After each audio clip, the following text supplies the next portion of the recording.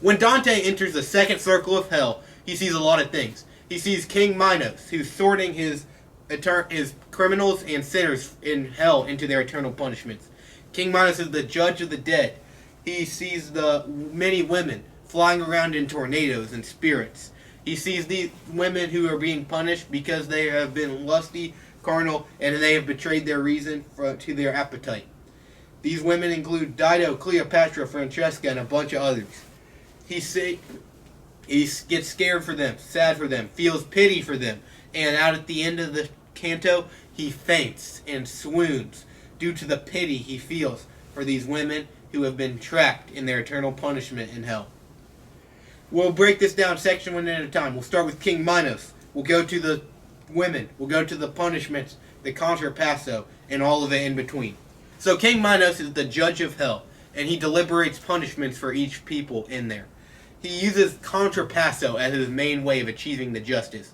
So contrapasso is essentially where you use what you love in life, what your pleasures are, what your best things you enjoy are, and that gets twisted into a version of a altered version that becomes your punishment. So he does this in various ways throughout the story, which we'll get to later.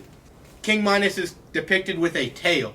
This tail wraps around people and their heads. And so, however many times it wraps around you, the lore says that is what circle of hell you go to. So, for example, if Minos' tail wrapped around you 4 times, then that would mean you go to the 4th circle of hell, and so on.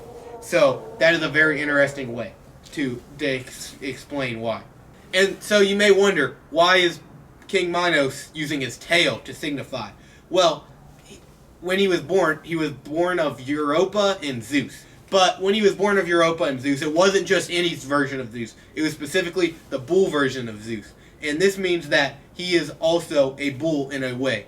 So this is a use of his origin, coming back to it as a bull may, or as like an animal, using his tail to the side of it instead of a voice like a human would. King Minos was also wise as a man, and so he is also wise as a judge, and that's how he's able to determine the punishments that each people should be acquired to. So very interestingly, the souls that come to Minos and his judgment actually want to confess to him what they have done and to help him come to the best pick for what circle of hell they belong to specifically. Which is very interesting, because in hell you would think of lies, you would think of falsehoods, you would think of people trying to get out of what they deserve, and you would think of the lack of justice. However, here Dante projects something that's really interesting, which is actually more justice and people getting to the right circle of hell that they deserve to, as justice is giving to one what they deserve. So even though justice is a virtue, it does seem to be found at least in the second level of hell, which may be something to pay attention to as we go further down. I think it's really interesting that souls have to confess to King Minos and are eager to what they would like. So Dante sees these women flying around in tornadoes and suffering their eternal punishments of lust. So Dante's definition of lust is the carnal and the lusty who betrayed their reason to their appetite. And that is a quote out of the book. He sees Semiramis. So let's go into Semiramis. Semiramis is which I'm saying wrong probably, is the founder of Babylon. She is, and she helps, along with all these women really, helps to illustrate the difference between love and lust.